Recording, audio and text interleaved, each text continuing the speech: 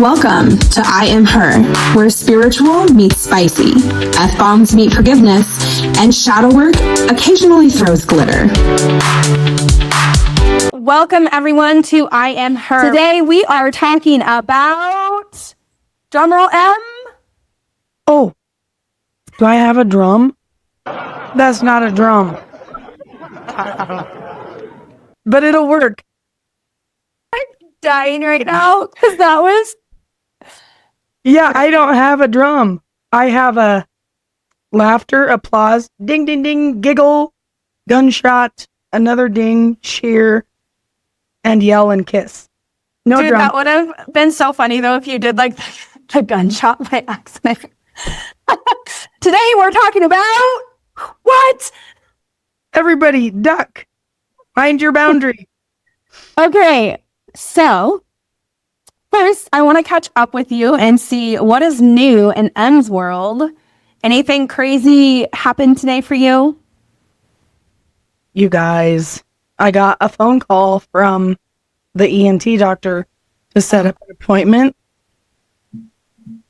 They don't have one until December. I said, okay. That does me no good because I have no voice. Now, right now. I don't think it's going to help to go another 2 months without a voice. And they said, we're really sorry, we're really backed up. So I took it and then I got myself on the wait list. So that means if there's a cancellation, I'll get the little notice and I can say yes or no. What's a high for today? I got paid today, which was really nice. So I did too. I treated us to Chinese food for dinner and it was really, really nice. Aw, I'm so glad for you. It was just, it's always nice to wake up and have money in your bank account. In our last episode, we were talking about unhinged Amazon purchases. So I went online today and I bought author copies of every book I've written so that I can have a complete shelf here of all my books. I bought extras to give to my grandkids. Oh, The kids' books that I've written. So those are positive things today. What about you? I have had so much amazing things happen just in the last 2 days. So many cycles closing. One cycle was a 2-year cycle. I was in a car accident, which is kind of the theme because there was 2 car accidents yesterday. So mine actually closed out and I signed the documents and now I'm done. So that's a long cycle, finally closed. Everything's good. And then today I found out that out of nowhere, things just worked out and fell into place. And I'm going to be moving into my new house in about a month and a few weeks. So I'm super stoked about that. Yay! How big is it? 4 bedrooms and 2 bathrooms.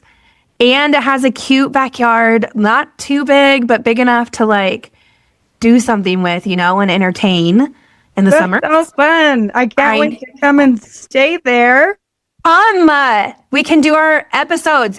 You know what? I think we need to get it in writing that you have to come to my house at least once every 3 to 6 months. And we can alternate if you want, and I can come and sit in your podcast room. Yeah, because this is badass back here. Hell yeah, it is. But once I get moved into the new place, I'm going to have a studio. And so I can do a background as well. I mean, I like the background I have in my apartment right now because it's very peaceful and it's very me.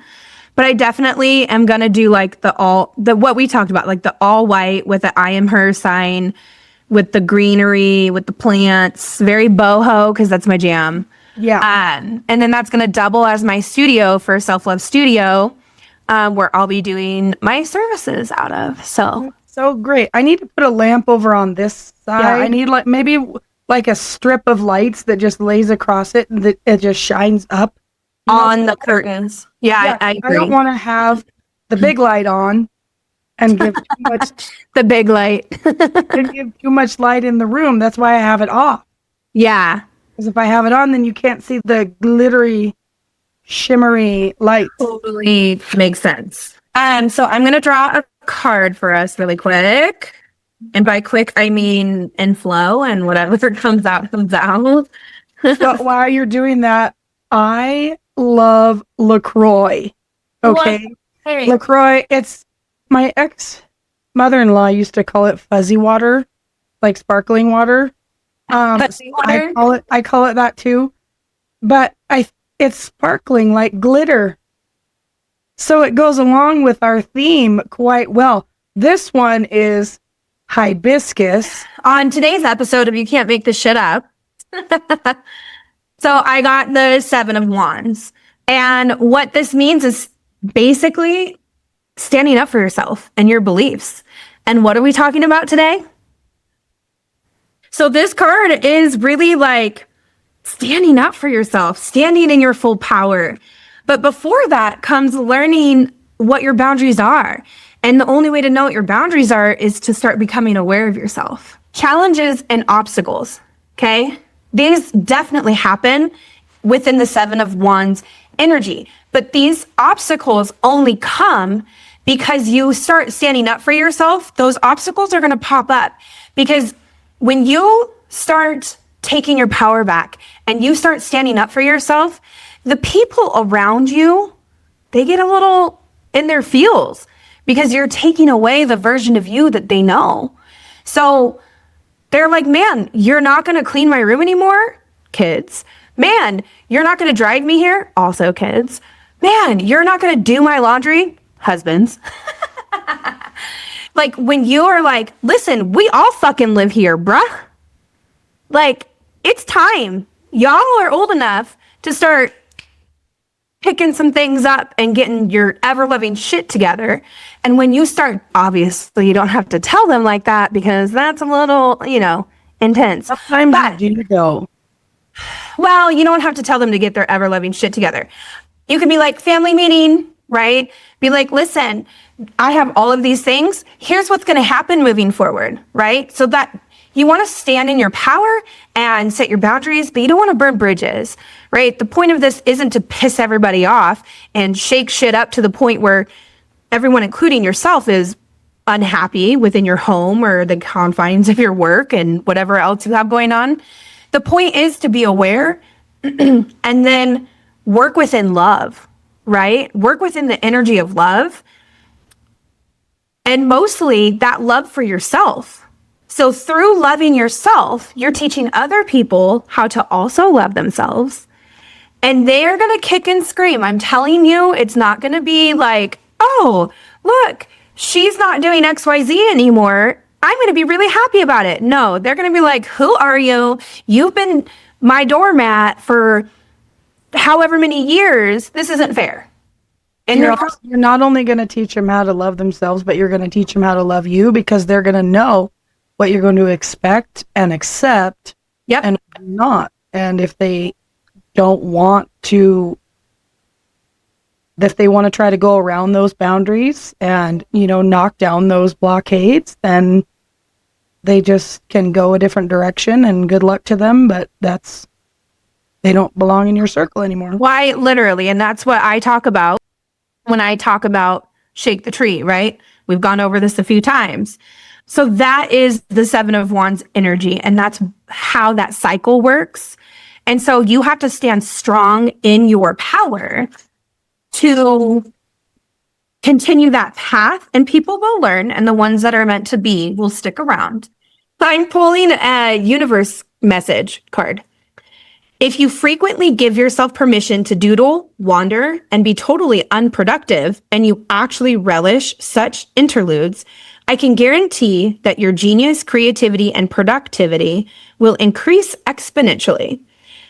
To me, this means find your inner child. Don't forget who that is while you're setting these boundaries. Don't lose yourself within that. Find who you already are. I am her. And expand on that.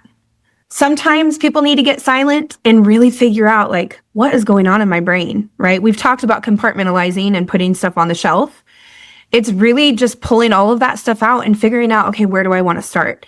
And that can feel really overwhelming. So get a coach, do yoga, find something that you're passionate about that gives you that peace and safe space for you to unpack, right? And that's going to look different. How amazing it is when you can finally say no. Oh my gosh. Because when you say no, it's so much easier to say yes to the things you've been wanting to say yes to, but you haven't because you've been so afraid to say no. Yeah. Oh, quite literally. Another thing is like acknowledging. So we're just going to hop into boundaries from that. I think that something that's really important is to acknowledge that boundaries aren't punishment for other people. But they might think that it is, right? At first. So as a recovering perfectionist, as a recovering people pleaser, I can tell you, hi, pick me. Hey, me. I can tell you with 100% certainty that those that are closest to you, i.e. spouse, kids, they do come back around. It takes time and effort. Communication is so hard, especially when the person that you're trying to communicate with doesn't speak your language. It's tough. Like, it is not easy, but if you want it, then you take the time. If it's not something that you want, then don't force something that's not meant to be. It's as simple as that. It's simple, but not easy. Does that make sense? Yeah, it makes perfect sense. I had an example of that in the springtime. I had a family member enter back into my life, and this person quite literally started to tell me, okay, well, if you do these things and don't do these things, then we can continue with our relationship. And for the first time, I stood my ground and I said, listen, I was told for 20 years what I could say, what I could do, how I could feel in order to have relationships with my children. I will never, ever let anyone dictate my actions, especially in my own house, what I talk about, who I talk to, who I have there, in order to keep a relationship with you. That will never happen. If you try, I will tell you I love you, but there's the door. Because I will never. Well, and I think that's something that we should definitely talk about, that because family is such a controversial thing when it comes to setting boundaries. Some people are like, I set boundaries with everybody, but then within your own home, you don't set boundaries. And oftentimes those are the most draining relationships that you can have. And I also have experience in this with family. What I can say about that is it's not that you don't love them. It's not that you don't respect them. It's just that you limit the amount of time that you spend with them when you feel like it's draining you in some way, or when it's negatively impacting your life. You have to take a step back. And this is coming from someone like me who grew up like our family tight-knit from day one. Huge family gatherings. Huge. So many kids, like just so much love. And now it's not like that at all. It's not like that at all. And it sucks and it hurts. But my peace is more important than people pleasing everyone else. Making the extra effort that drains you just to satisfy your family is not it. And I know, here's the thing. I know that some people are going to comment on this and be like, I will always be there for my kids and da da da da. I'm not saying don't not be there. And we can deep dive into this like story-wise in other episodes. But just know I've been there. And what I've learned is that you can have anxious attachments not just in your romantic relationships. You can create them with your kids. And I'm not saying rip the Band-Aid off or change everything all at once. I'm just saying learning to teach them boundaries early on will help them later in life, because everything that I have that I've learned, I learned in my 30s. Like, legitimately, like probably from 35 to 38 is like the chef's kiss, right? Where I really started implementing and making changes that built me up. And let me tell you, when you do that, there's so much fear about the other side when you do that. But once you actually do that and you get to the other side, you're like, man, I should have done that like in my 20s. Like, Yeah, mine has only been in the last 2 or 3 years that I've done it. And it's easier now. Like, even after my granddaughter got in her car accident yesterday with her dad, there's no vehicle to get my daughter and her places. So, you know, I had to say to my daughter, and thankfully she understands, but I'm only one person. I can get Aubrey to school and home from school, but your work schedule doesn't coincide with mine. And so I'm not going to adjust my whole life and my work schedule and jeopardize what I have going on to make sure you get to work. I can't do it. And it's easy for me to do that now. Now, 3 years ago, I probably would have just gotten mad and stomped my feet and be like, okay, fine, I'll do it. And been mad about it. and do you know what that is, Em? That's giving and sacrifice, right? And that's something that I actually had to learn with money. Is I always want to tip people because I'm such a giver and I love making people feel good. I'm like, man, I want to tip them like $20 for this like $10 bill. And so, especially getting close like to like Christmas, right? I love doing that. My perfect world is like, I've made so much money that I can go hide stuff, $100 bills and diaper, down the aisle in the store and like little diaper things so that when they open it, there's an extra $100. Do you know what I mean? Like, that shit rocks my world. But when it's your last $100, that's not the right energy to give from. And what that comes down to is pouring from an empty cup. And that's what you would be doing in your instance when you said, I would stomp my feet, but I would still do it. You're pouring from a cup that hasn't been filled in probably years. You have nothing left and then you still give. And I feel like that's something that we all face so often. And we just say yes. Oh, it's not that big of a deal, until it becomes a big deal because that shit stacks on stacks. And then you're in this place where you hate everyone and you're depressed and your nervous system is fucked up and you're crying all the time. You don't know what's going on. You're like, what is wrong with me? And I'm freaking out. And you're like, oh, I gave too much. There's nothing left for me here. I was raised, my mom is a very, very generous person. And so I was raised that way too. For example, like when my first husband and I got divorced and I would take Christmas gifts when the kids were with their dad for Christmas, I would take gifts for them. Plus I would give their stepsister gifts because I never wanted to leave anybody out. And I just would have always been that way. But as I got older, let me back up a little bit. When I was a teenager, we always had kids in and out of our house. If people were fighting with their parents or whatever, my mom's like, come and sleep on our couch. And, so there was always neighborhood kids in and out of our house. It didn't really affect me until I got older and I wanted to help people. I'm a natural helper.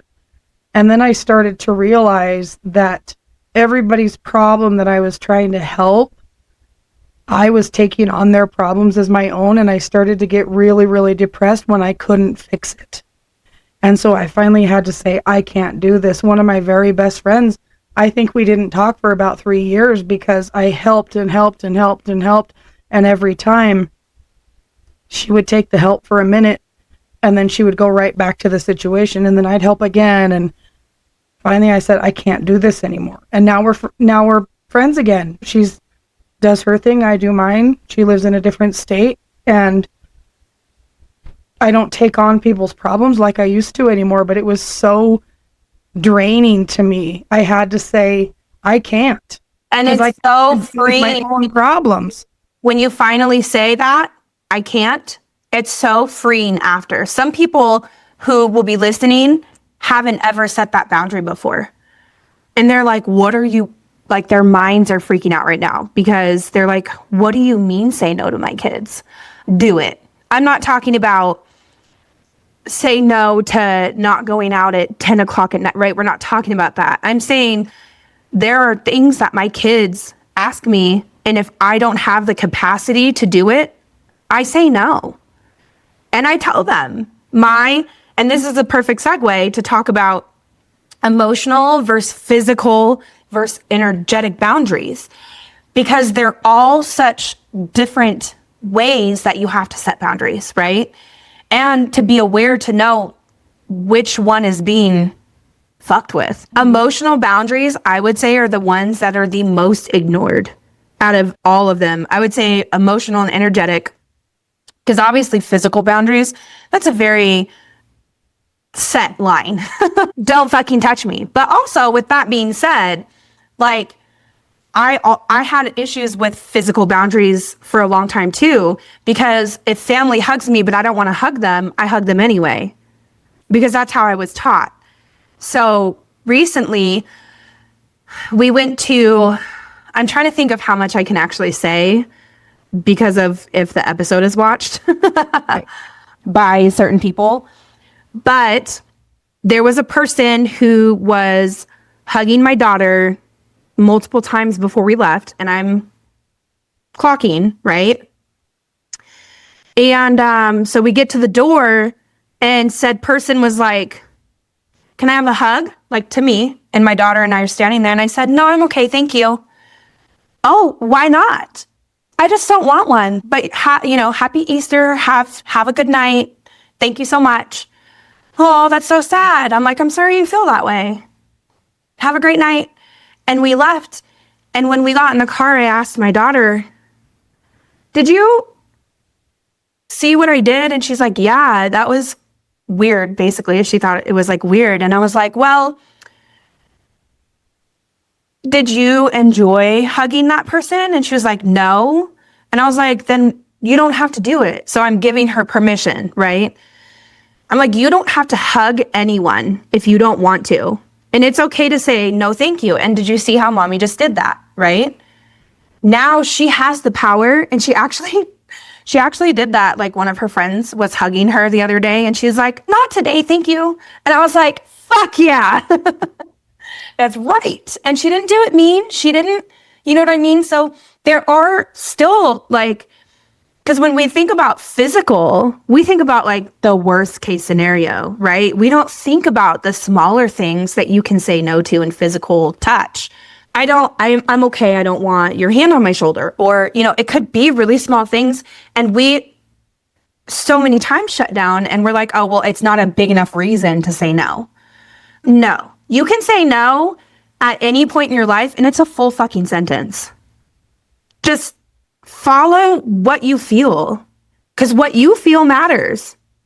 But we so many times we push that down for fear of embarrassing the other person, or like calling the other person out. If they're bold enough to touch you when you're energetic in your energy, you're shut off to that. Just saying. They walked right into that one. Like, I'm sorry that you're not aware, but I'm not in the mood today. Well, that's what we're trying to teach our granddaughter, because she has autism, and sometimes she just doesn't want to hug when she goes home or whatever, and that's okay. So we kind of try to make it fun. She calls them jelly hugs, where we hug her from behind and we shake her like a jellyfish. And she just, it's so funny. She's like, only if you give me a jelly hug, but it has to be on her terms. Yeah. Before we do it. Sometimes she'll just walk out the door and just say no, and okay, love you, see you tomorrow. Yeah. It's totally And see, that's different from when my kids were little, because we'd go to my grandparents' house or whatever, who I loved so much. And they'd want to hug my kids. And I'm like, oh, go hug grandma before we go home, Yeah. And I was the same way. And it's crazy because my kids are 16 and 9. So they have quite a gap, right? Yeah. And with my son, I was very much in that mindset, what you just said. But with my daughter, I'm absolutely not. And to see the differences between the two of them is worlds apart as far as self-confidence, as far as self-worth, right? So the fact that people are waking up and actually giving kids permission to say no and teaching them at a young age is preventing so many hardships for them in the future. And I know I'm not saying this from I read articles, or I'm saying this from the bottom of my fucking heart. Yeah. From personal experience, I can tell you it's fucking important. And not just in schools where they teach you the very basics on whatever. No, this is something that you need to model and openly have conversation about with your kids. And that, first of all, the jelly hug is so fucking cute. Like, I've never heard of that before, and that's the cutest shit I've ever I cannot. So what do you think, is the difference between being nice and being self-honoring?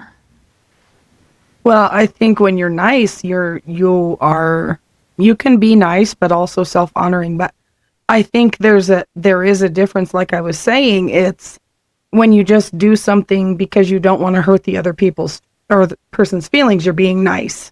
Yeah. But honoring yourself and your boundaries,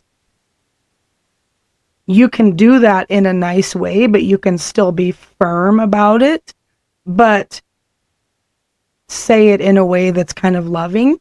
I'm not feeling like I want to do that right now, but thank you for asking. Yeah. It sounds much better than no. Yeah. Hell no. A complete turn off, and then it's a whole other situation that it turns into, because then it can turn into a fight, and you just I think you're right. Because I heard so much be nice growing up, be nice. And it was for things that were like I wasn't being mean. I just had boundaries. And then I was taught to unlearn my personal boundaries. And that can look even like, again, I'll use my kids as a example. My son, right, 16 now, and my daughter's 9. When he was little and we played in the sandbox, if another kid wanted the toy that he would have, I would immediately, because I had to teach him to share, would go and be like, okay, and take it from him and be like, okay, this is why we're doing this. And I thought I was good parenting at that point. This is why we're doing this, and you can have it another time, and you've had it long enough, whatever. Instead of saying, I see you. He's playing with it right now. I'll set a timer for 5 more minutes, and then he can hand it off. Because with my daughter, that's how I did things. If another kid wanted something, I didn't put them in front of my kid. I said, okay, I'll set a timer for you, and she will hand it off in 5 minutes. Does that sound good to you, Zoe? Yeah? Okay, great. So my kid is learning that their time is important too, and their wants are also important. And so again, I have this very big gap between my kiddos. And so I can see the difference now in hindsight of how I did the best with what I had, right? But I also will say this a million times over. It's not your fault if you're fucked up, but it's your fault if you stay fucked up. Or it's not your fault if you fucked up because of the knowledge that you had at the time. But it is your fault if you don't evolve and you don't stay open to learning other ways of doing things. And I can tell you right now, the difference between my 2 kids is night and day when it comes to physical, emotional, and energetic boundaries. My daughter is a fucking force. And my son, bless his little heart, is learning granted, he's learning them earlier than I learned them, right? I didn't fully evolve. I mean, you're always evolving, but I didn't get to the place that I'm at until my 30s, right? He's getting to that place real early because I saw it and now I'm addressing it. And now we're doing therapy and all of the things to make sure that we have tools on our tool belts. My daughter, she's got that shit. Listen, Linda, little Zozo, she's good luck. So I also think too, as far as the emotional, and I think this goes along with the physical and the energetic, all three of them, when you are raised in a situation to where you're taught to just be comfortable with something because nothing bad's going to happen, you know, and I'm talking about like a religious upbringing. Yeah. Yep. And when you don't feel comfortable with something, you kind of feel like you can't say anything because that person is called of God to be able to talk to you about this thing or, you know, whatever, even though you're like, I'm not really comfortable talking to you about that, but it's part of the process in order to get to be able to do certain things, you know? And so I think in that regard, we lose our autonomy when it comes to being able to say, I don't want to do that, or I'm not comfortable talking about that because we're just supposed to go along with it because that's what God would want us to do. Yeah. And so I think. Well, and what you're talking about is completely ignoring your nervous system and your feelings, which are indicators of where you're at emotionally, physically, energetically.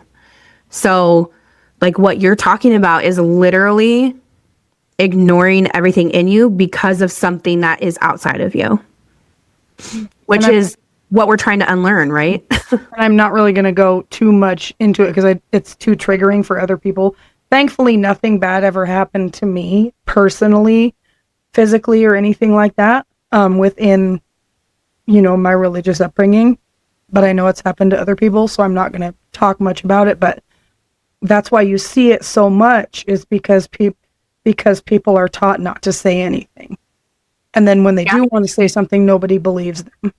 That's why I think it's important to teach your kids early about these boundaries so they can feel comfortable and feel empowered enough to say, no, I'm not going to do that, and feel comfortable enough to go to other people and have a trusted circle where those people will believe them. Yeah. And no, so I 100% back agree them with up that. and say, no, my child's not going to be doing that. Yeah. And I can think of so many times with my son that I tried to keep the peace and keep it neutral, but there's so many times that I should have stood up for my son when I didn't. And that's something that now that I'm where I'm at, I have to live with every day. And I forgive myself. Some days are harder than others. I can tell you it sucks. So if your kids are young, take my advice and start now. Because when you do get to a place where you're aware enough and and I know you know this too, just from your own, we have different experiences, but it's the same fucking energy. It's the same lesson. It just looks different. It's wrapped up in a different package. And so I guess my point is that I've been through the ringer, and anything that I can say and do to help people either overcome where they're at right now or prevent just by speaking up is a large reason why this podcast is so important to me. So I do want to talk about common misconceptions of when you set boundaries. So a few of them are, if I set boundaries, I'll lose people. Boundaries mean I am being cold or rude, and people should just know my limits. I, for one, hear these all the time as justifications to not stand your boundaries, or some of them are just built into society. Like, what's the norm? And I think that we need to break free of these If you set boundaries, you might lose some people, but they weren't there for you in the first place. They didn't give a fuck. They were just there for what they got out of it. But you, in your brokenness, trauma bonded to whatever it is that they gave to whatever friendship, relationship, whatever that is. And then you either healed and leveled up, and then that wasn't for you guys anymore. It didn't mesh. Or they got mad because you healed or leveled up and they walked away. Neither situation is for you anymore. When someone walks away, when people leave, let them. When people show you who they are, believe them. Boundaries aren't I'm being cold or rude. Boundaries are respecting yourself and the situation that you're in and communicating what you feel with other people. What a gift if you can do that. What a fucking gift if you naturally are just able to say, I don't like this. I'm good. Because for a lot of us, that's learned. It was unlearned at a young age, but it's now learned behavior. We have to relearn almost if you, like some people have strokes and they have to relearn how to walk. It's almost like an induced stroke. And you have to relearn how to connect with those pieces of you that you already had, but are gone, like they deep down are gone. Am I like speaking Chinese right now? Like, am I making sense at all? No, you're making sense because I think too, I was told I was disrespectful when I started setting boundaries. I was told I was a hypocrite, selfish. You know what I said? I'm sorry you feel that way. The list goes on and on. Yeah. At the time I was told these things, I hadn't gotten to the place where I was comfortable standing in my power yet. And so when I was told these things about myself, I believed them because it was during that phase of when I felt like, okay, maybe I am. An example is when my kids were younger, I got a hold of their school because I wanted to make sure I was on the emergency contact list and what have you. That's a whole other story. But when someone significant in their life found out that I did this, she kind of blocked me in a corner and said, do you know what a hypocrite is?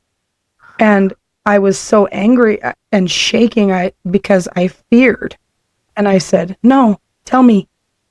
And so she told me, and I said, oh, and I started to think, because that's the gaslighting and the manipulation part. I started to think, well, maybe I am. Maybe I should have just gone to her for the information instead, but that's what she wanted. Yep. And I wasn't comfortable doing that, but I felt like I had no choice. So when I was told I was being disrespectful and a hypocrite and selfish, and I believed it until later on I realized what it really was. It was emotional abuse, and it was gaslighting, and it was manipulation. And that's when I finally said, no, enough is enough. And that's when I came up out of the water with my birthday suit and said, I'm not doing this anymore. And if you think I'm being disrespectful, then screw you. I'm going to be disrespectful if that's the way you want to do it. Something to be said, if anyone who's not quite at their breaking point wants to learn and maybe not get there, is that you and I had to completely tower moment and burn shit to the ground and completely and tragically break in half. And when I mean break in half, I mean there was nothing left. Like to the point where we would rather check out. If I would say you don't have to get to that point to overcome. A lot of times the universe is like, we tried to show you this way and we put this in front of you and you had your tunnel vision on and we tried to teach you this way. Well, bitch, looks like your tower moment is like right on time. So I think we're gonna go that route, right? If you can subscribe to podcasts buy books, like audiobooks. If you haven't hit that point, because I wouldn't wish it on anyone, although it is necessary for a lot of people in their evolution to find their purpose in their pain, I don't necessarily think it's necessary for everyone. So if you're listening to this and you're like, man, that sounds awful and I don't want that. We're literally telling you what happened to us so that you can try really hard to not follow that path, right? Read books, go to groups. There's so many resources, podcasts. Like if you drive a lot, instead of listening to whatever the hell you're listening to, pop something on that educates you on something that resonates. There's so much content. And I really just hope that people don't have to go through what we went through to get to where we're at. I didn't have any of these tools because, like we talked about earlier, we were taught just to kind of you get what you get and you don't throw a fit, Yep. Grateful for what you have. So Yep. I wasn't really equipped with the tools to not let myself get to that point because it's a fucking lonely, dark place. And I wanted to go to sleep and not wake up because it was so painful. After going through the process of kind of reinventing myself, I now know that there's a name for every stage that I was going through. Mm-hmm. And had I known all these before and acknowledged and had the ability to name them, I wouldn't have allowed myself to get to the place where I finally hit the bottom.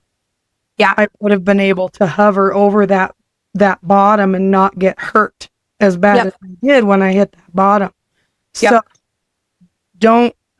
and I know we talked about you kind of have to go to the bottom to tear it down to rebuild it back up, but let that be your choice to tear it down. Yeah. Don't let it be done for you or to you. Oh, good. You have to choose to break it down. Yeah. Because when you let other people control or other situations or your environment, that lesson's a lot harder.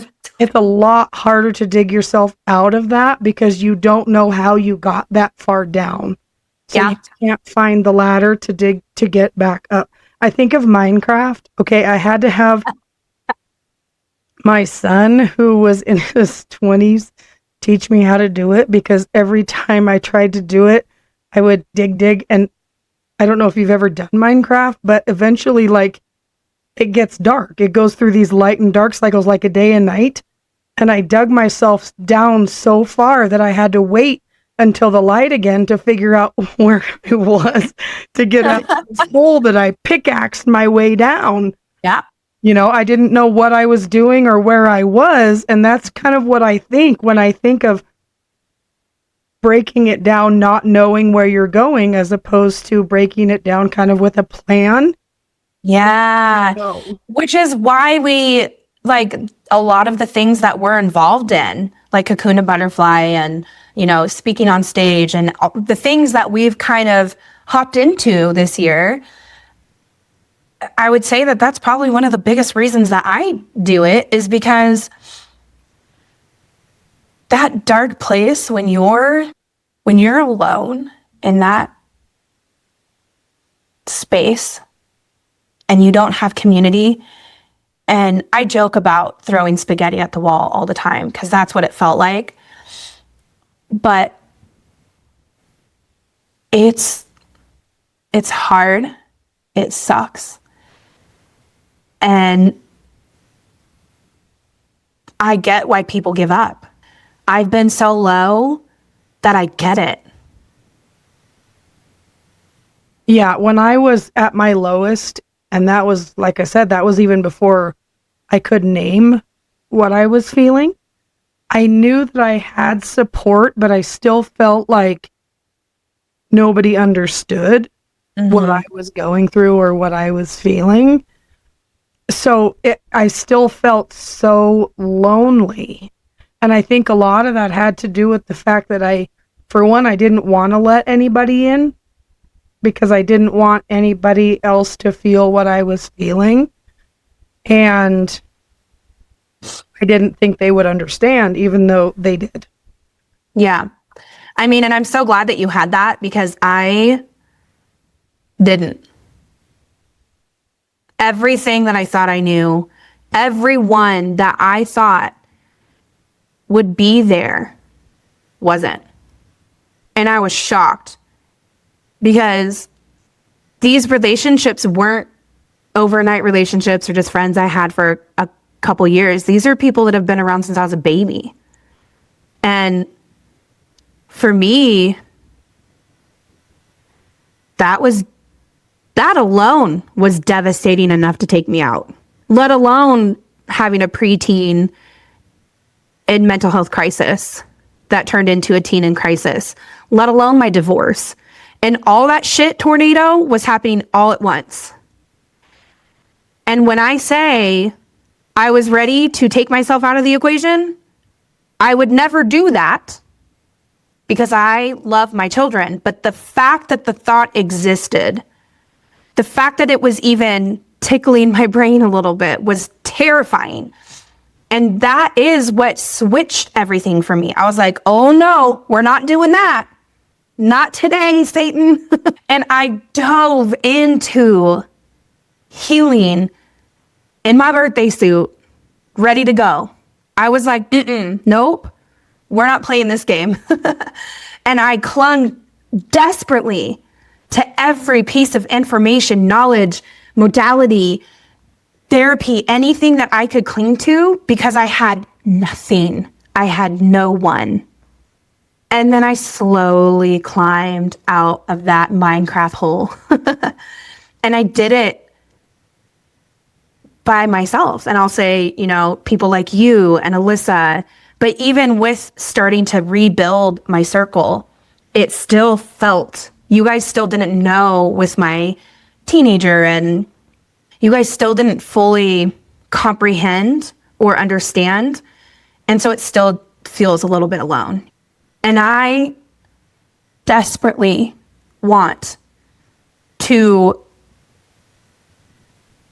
help people not get to that spot if I can, or give a golden nugget somewhere in one of our conversations that will strike someone to take action in a different direction or see things from a different perspective.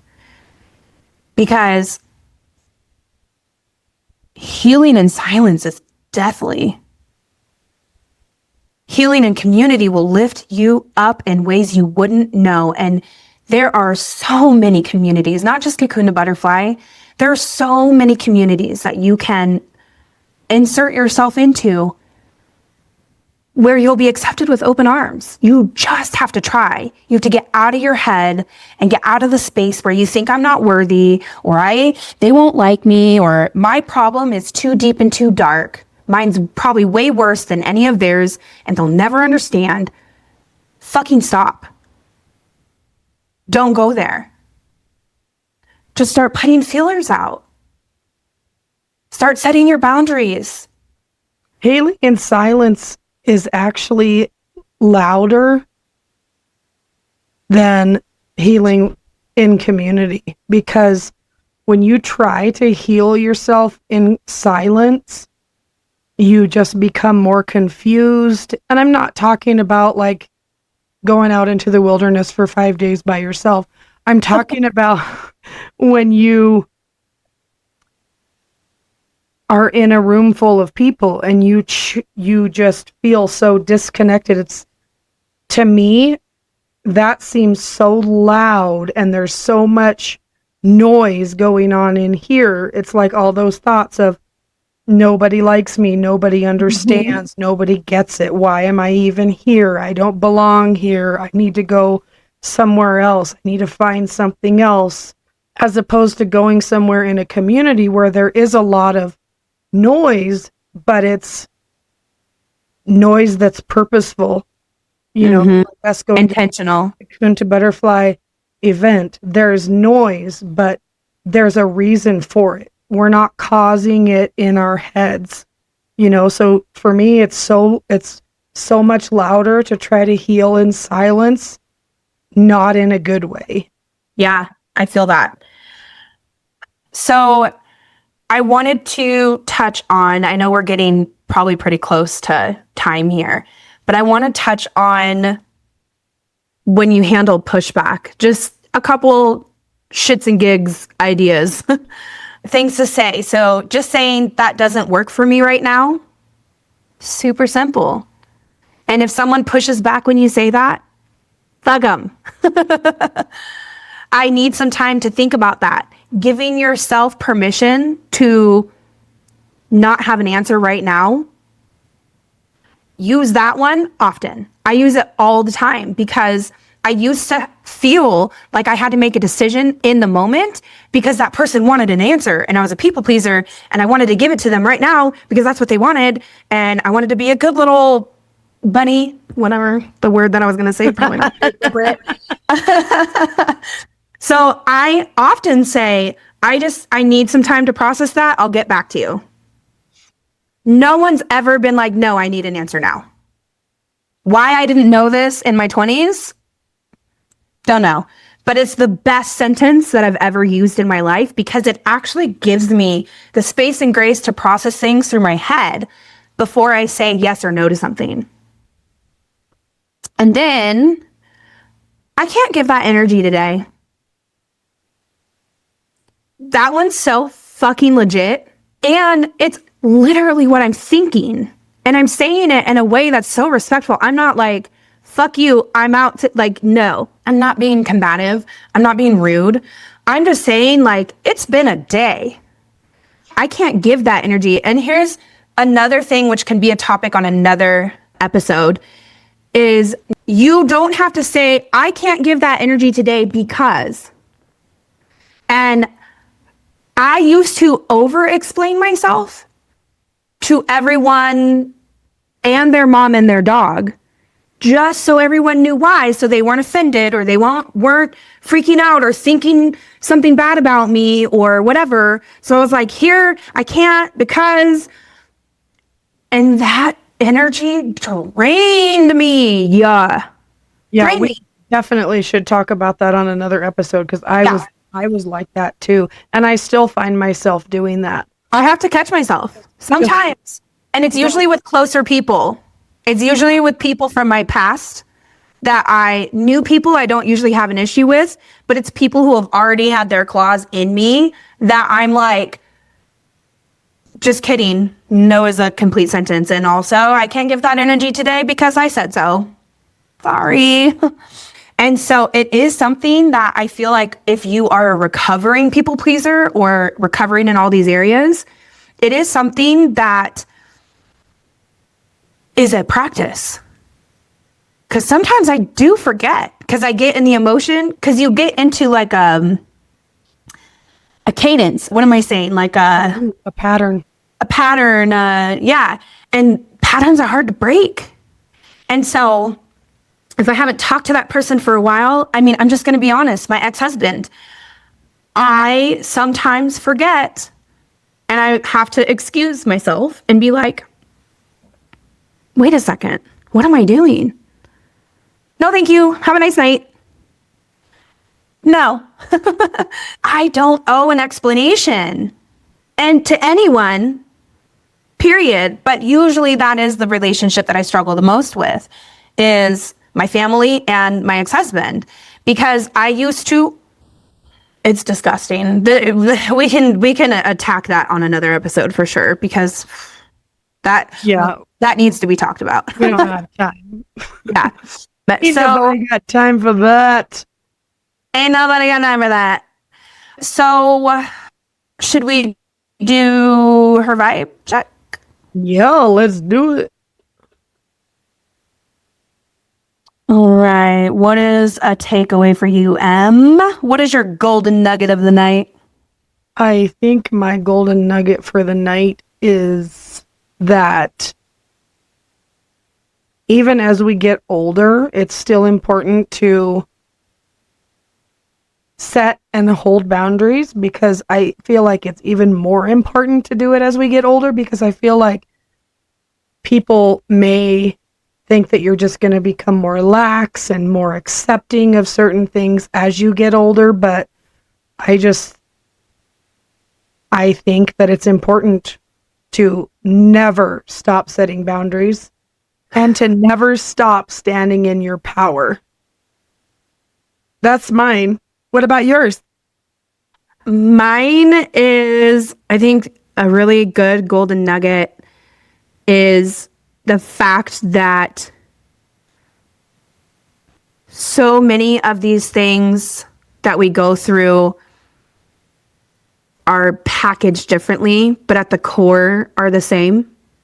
The emotion is the same. The goal to get out of it is very similar. And so I think that it's important to recognize that, because then once you recognize that, you realize how not alone you are. And that is something that was something that was very hard for me. And so it is a huge thing that I want to get across to people is it may look different, but the pain and the grief that we feel from the things that are happening to us, for us, which we can talk about in another episode, you're not fucking alone. You're not alone. You're not alone. You're not alone. You're not alone. In all seriousness, to my core, and I get emotional about it because I remember it wasn't that long ago when I was in my deepest, darkest, and I felt that. And so I think that that's a big golden nugget, is to share as much of that with people as possible. Okay, you all need to try this hibiscus LaCroix. 0 calorie. I'm just saying this because I like it. Okay? Yeah. Some people are like, oh, that's so bad for you. Because I was like, is it even open? I'm like, don't talk about it if you're not drinking it, but it's open. I've taken like 6 drinks. Have you not paid attention? I'm very passionate, Em. But anyway, yeah, there's all kinds of different flavors. But I really like this hibiscus one. It's pretty tasty. Y'all should try it. I'll have to see if it's in my store at home, because that's not one that I see very often. I want to invite our listeners to practice one boundary this week and then come back and tell us how it went for you. And then we can do a follow-up episode of maybe people who email us or make comments about how it went, and just kind of talk through that, because the more we talk about things, the more we can learn, right? Yeah, that's a great idea. An affirmation for the ending here. My boundaries are sacred. They are the language of self-love. You're really good at those affirmations. Oh, it's like I have a business or something. Yeah, we should talk about that sometime. We should. We can. We will.